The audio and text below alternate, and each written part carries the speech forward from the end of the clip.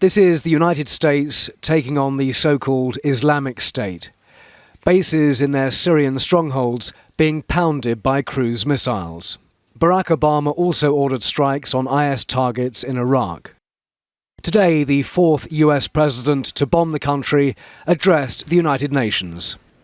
The only language understood by killers like this is the language of force. So the United States of America will work with a broad coalition to dismantle this network of death.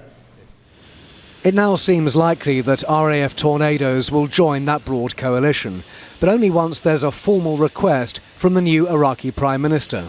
David Cameron is seeing him at the UN today and has already had an historic meeting with President Rouhani of Iran. Mr. Cameron will not want a repeat of last year's Commons defeat over action against the Syrian regime. The public is actually waking up now that there is a very serious problem here, and I think MPs will respond to it. And indeed, a number of my colleagues who voted against intervention last year have told me they would probably support it on this occasion.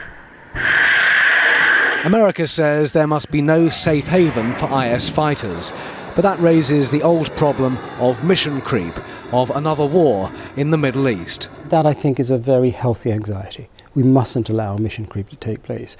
And that is where I think the politicians and the military leadership must give a very clear indication of how they're going to manage mission creep. In Iraq, that's easy. In Syria, it's far more complicated. Complicated because although all the attention is on IS, an older enemy has not gone away.